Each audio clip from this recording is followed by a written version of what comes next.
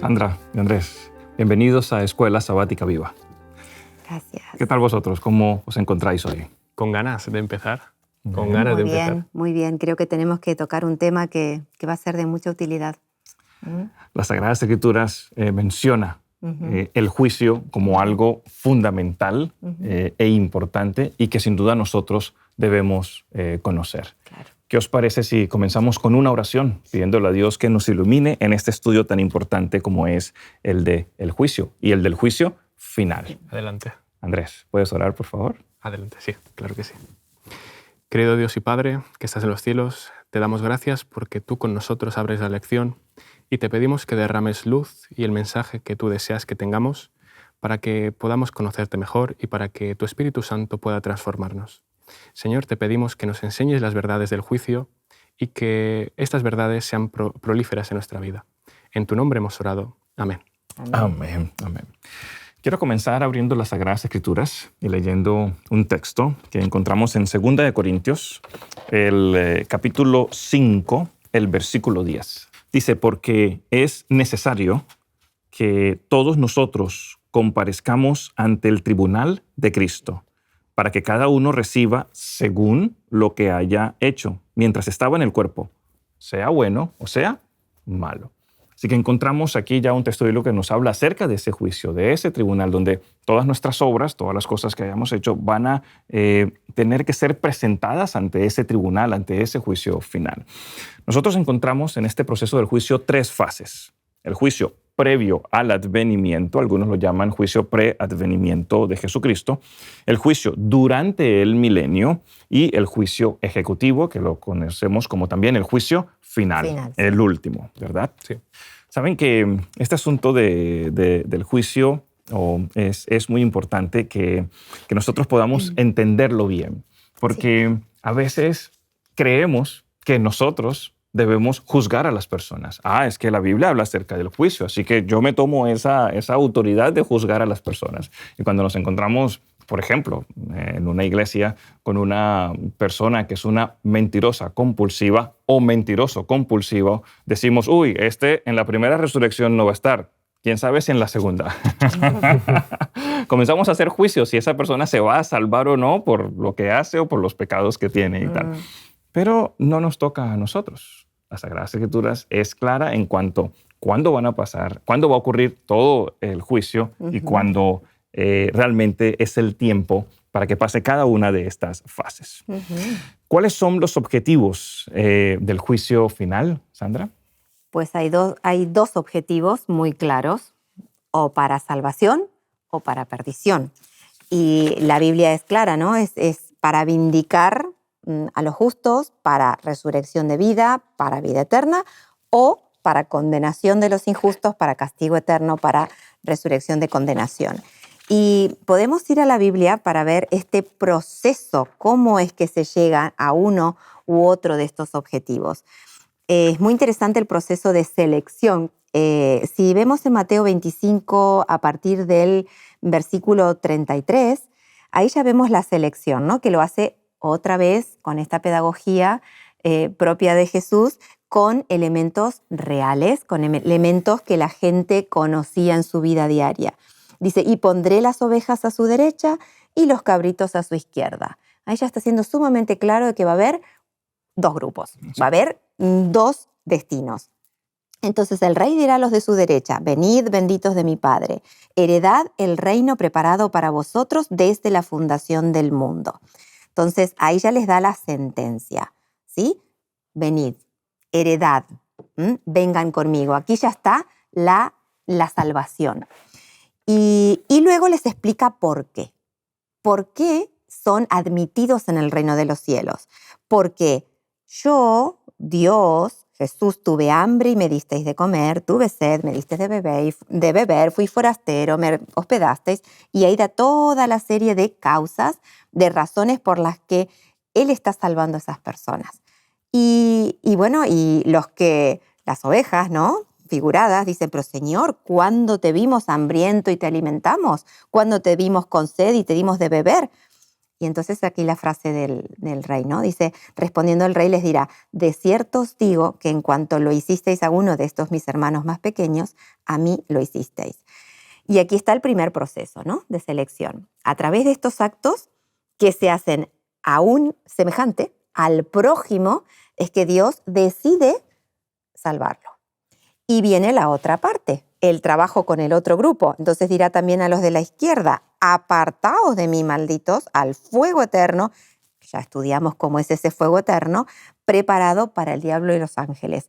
Porque tuve hambre, y empieza a dar todas las razones por las que están siendo condenados a muerte eterna, a este fuego eterno. Y ellos también replicaron, dijeron, pero Señor, ¿cuándo te vimos hambriento y sediento y no te atendimos?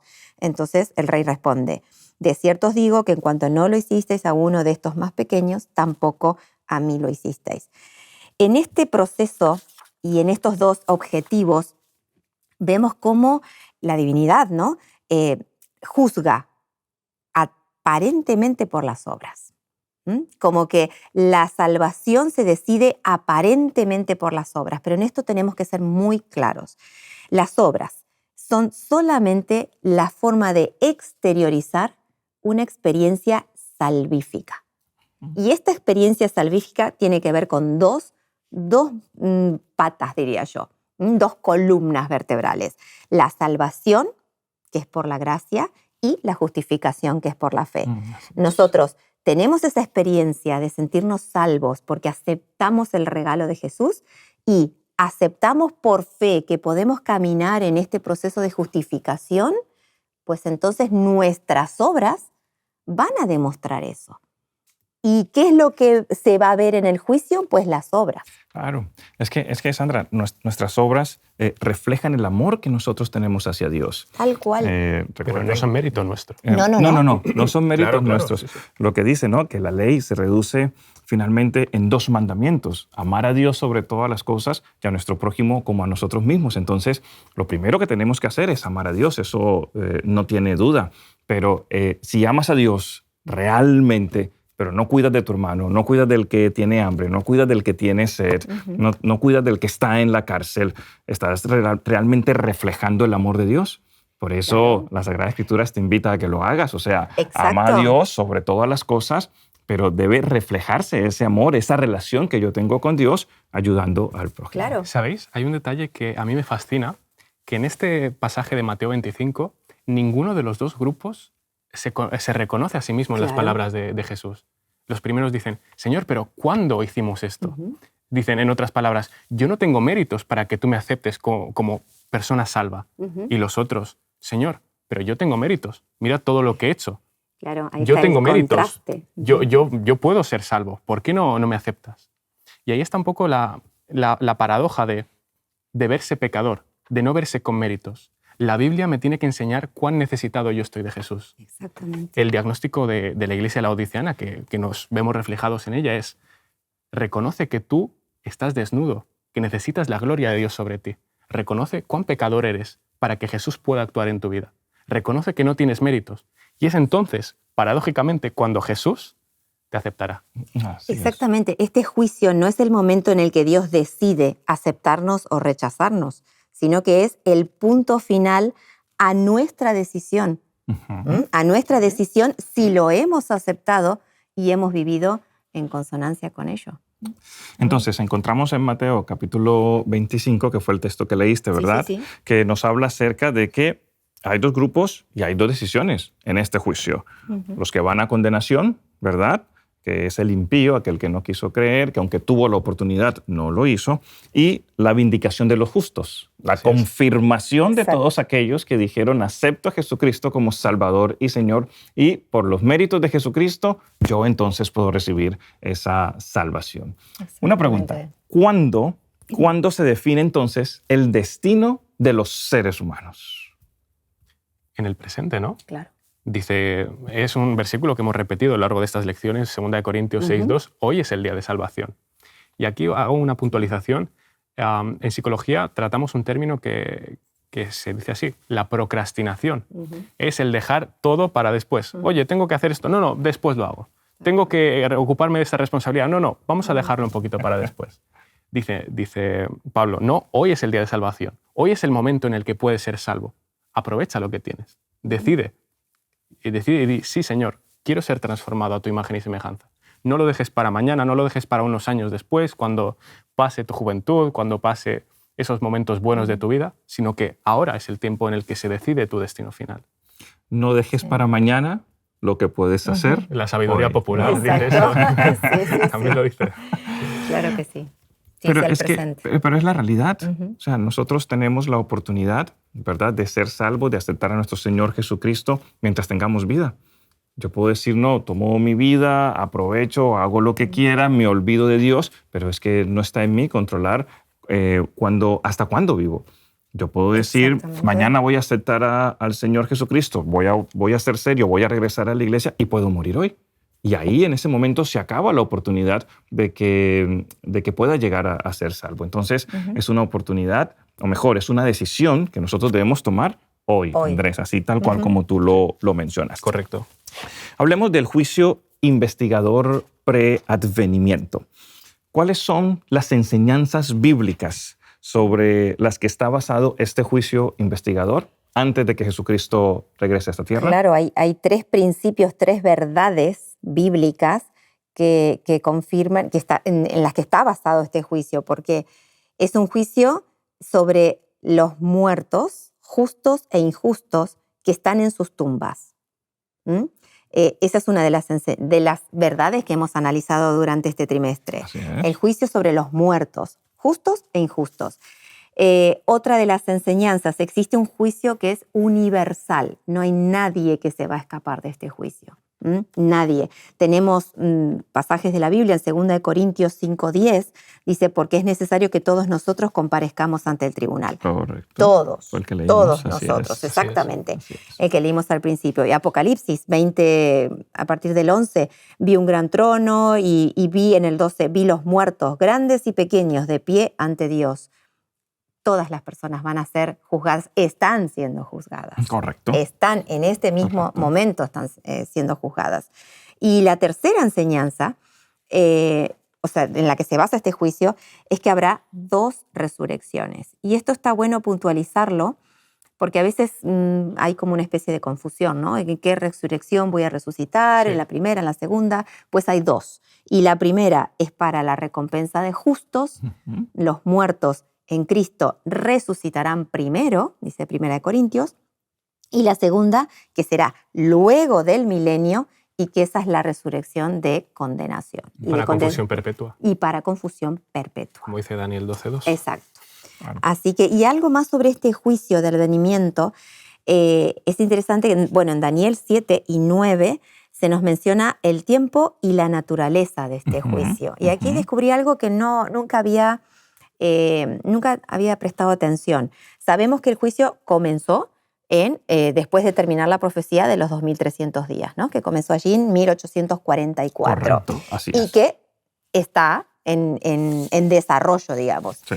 Y la naturaleza de este juicio, sabemos que está Cristo en este juicio, Jesús, el que murió por nosotros, el que tiene las marcas en sus manos, trabajando en favor de los santos del Altísimo. Hasta aquí es lo que sabemos. Sí. Ahora leí un artículo que habla sobre en qué está trabajando Cristo. Si leemos en Juan 14, sabemos que está preparándonos un lugar. Está ahí construyendo casitas, cabañitas, bungalows. ¿Qué está haciendo Cristo? ¿De qué manera nos está preparando este lugar?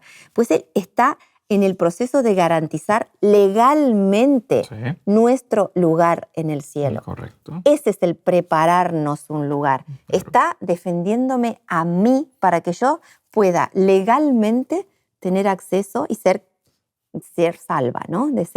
Tener la salvación. Me gustó mucho esto. Lo vi mucho más claro. Al preparar un lugar, está abogando por mí, me está defendiendo. Hombre. Te está defendiendo a ti, te está defendiendo a ti. Claro, Satanás nos va a acusar diciendo, mira, es pecador, te falló, no fue fiel.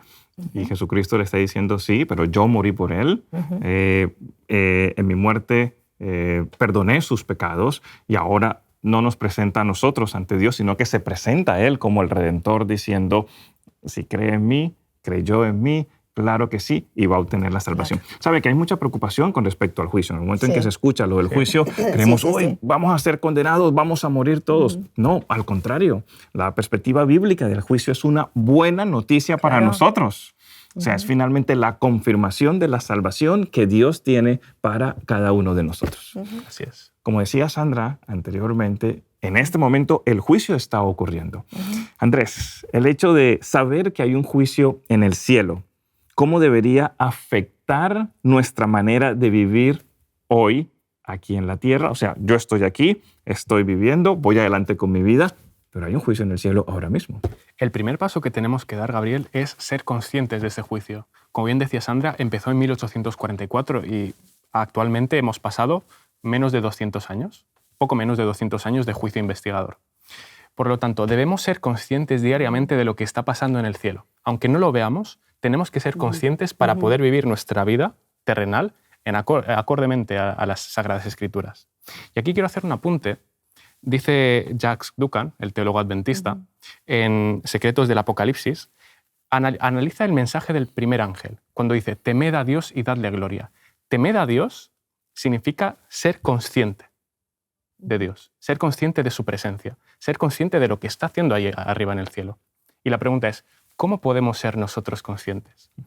Aquí quiero hacer un paralelismo entre la consulta psicológica, que dice lo siguiente, la persona, el paciente, sabe que tiene un problema, pero no es consciente de ese problema muchas veces hasta que viene delante del profesional y vamos indagando un poco, oye, ¿qué ha pasado aquí? ¿Qué ha pasado allá? Y realmente dice, oye, pues era esto lo que me pasaba. Es consciente. Si nosotros fuéramos ese paciente y Dios fuera el terapeuta divino, nosotros tendríamos que ir a Él para que Él nos haga conscientes en todo tiempo de lo que está pasando en el cielo. Dice Salmos 46:10, y esto lo repetimos también en la anterior lección, estad quietos, estad callados en mi presencia y conoced, sed conscientes que yo soy Dios y estoy mediando por vosotros en el santuario celestial. Amén, amén. Qué bonito ese paralelismo que nos presentaste, Andrés. Bueno, tenemos que avanzar con otra fase del juicio.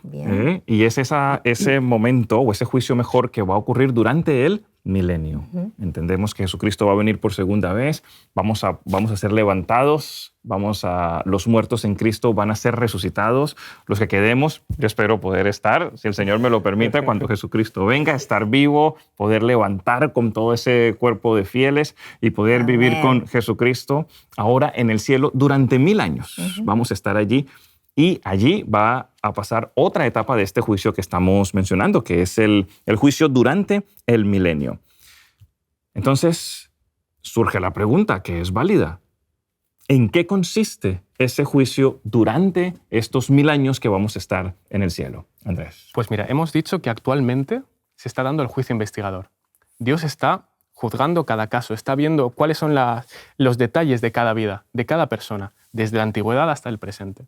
Pues en ese milenio el Señor nos mostrará su justicia y su amor en cada vida, en cada persona, en cada momento de la vida de un individuo y podremos ver realmente su carácter. ¿Sabéis? Yo me imagino estando ahí enfrente de Dios con todos los salvos, tomando apuntes de cuán bueno ha sido Dios en mi vida. Quiero ver lo que pasó detrás de esa escena. Sí. Por ejemplo, en momentos específicos de mi vida, cómo Dios me mostró su amor. Yo me veo ahí estudiando y tomando notitas. ¿Por qué razón? ¿Por qué razón Dios le interesa, Dios quiere que los santos estemos presentes, participemos de este juicio durante el milenio? Es por la esencia de Dios. O sea, Dios es todo amor, pero también es todo justicia. Entonces, quiere que los salvos vean ese amor de la mano y inseparable de su justicia. Entonces, en este juicio donde los salvos vamos porque yo me considero salva, vamos a participar. Aquí vamos a constatar el carácter justo de Dios. Vamos a entender, tal vez tengamos algún familiar o algún conocido que esté pasando en ese momento por los registros del cielo y nosotros estemos presentes allí. Y no vamos a tener dolor, dice el Espíritu de Profecía, que vamos a entender el carácter de amor y de justicia de Cristo. En ese proceso, Dios no solamente recompensa a los justos, bueno, no solamente juzga, sino, porque aquí ya no hay recompensa, los juzga, sino que explica por qué. Claro. Porque aquí vamos a estar juzgando todos los que fueron impíos. Ujú. Acá ya el juicio es para la gente que se ha perdido, Correcto. que no ha resucitado. Correcto. Entonces van a ser cosas feas las que vamos a mirar, las que vamos a ver. Sí. Van a ser cosas tristes, pero vamos a ver el Por amor encima de eso, y por sí, encima de eso vamos a entender realmente la justicia de Dios. Sí. Así que es muy fuerte. Y vamos a poder destruir también cualquier duda que Ujú. pueda ser, que haga ruido el resto de la eternidad. O sea, no van a quedar dudas y no va a haber otra forma que se levante la rebelión, ¿no?, en el universo, porque va a quedar totalmente constatada el amor y la justicia. Así Constatadas el amor y la justicia. Sandra, mientras hablabas, me venía el ejemplo de Juan el Bautista. Cómo esa persona preparada, elegida por Dios para Sí. preparar el camino de su hijo, fue escogida y murió de esa manera tan cruel. Claro.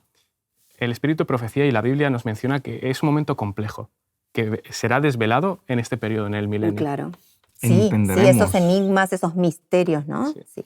Pero estaremos con Juan el Bautista. Sí. Estaremos ahí con él. Amén, amén. Bueno, pasemos entonces a la siguiente fase del juicio, que es el juicio ejecutivo, o como se conoce también, el juicio final. Así es. Entendemos por las Sagradas Escrituras que en ese juicio final simplemente termina la maldad, termina la muerte, se acaba todo. Así que es importante que nosotros entendamos qué va a ocurrir también en este juicio final. ¿Por qué el juicio final sobre los perdidos nos ayuda a entender el carácter amoroso de Dios? Esta pregunta es muy interesante porque estamos hablando de que van a morir, vamos a tener muerte, se acaba la muerte como tal, y también necesitamos entender cómo esto nos ayuda a entender que Dios es amor. Pues me gustaría leer un pasaje. Ezequiel 18:32 dice lo siguiente: pues no me complazco en la muerte del que muere, dice Jehová el Señor. Convertíos pues y vivid. El Señor no va a disfrutar cuando vea a todas esas personas morir en el fuego final. Si podemos considerar el pecado, y lo consideramos el pecado como una degradación, un mal del ser humano que tiene y que nos hace sentir sufrimiento, dolor, pena, muerte, cuando esa persona se aferra al pecado, obviamente se aferra a su perdición, se aferra a esa degradación progresiva. El Señor mostrará amor hacia esas personas en el sentido de que acabará con ese sufrimiento al que se han aferrado y que no han querido dejar. Andrés, ¿cómo podemos entender entonces esa relación entre la justicia y el amor de Dios? Pues Gabriel, os voy a contar una experiencia que tuve en consulta. Yo estaba haciendo prácticas en un centro de salud y vino una chica a consulta diciendo lo siguiente: yo desde muy pequeñita he sido... Mi madre me ha pegado. Por cualquier cosa mi madre me ha pegado. Encima la madre era alcohólica, imaginaos. Y su objetivo para venir a consulta, le preguntó mi tutora, la psicóloga, le dijo: ¿por qué has venido tú a consulta? El objetivo de esa chica dijo: yo quiero aprender a perdonar a mi madre. Isaías 1:18 dice: aunque vuestros pecados sean como la grana, como la nieve serán emblanquecidos. Aunque sean rojos, como el carmesí vendrán a ser como blanca lana.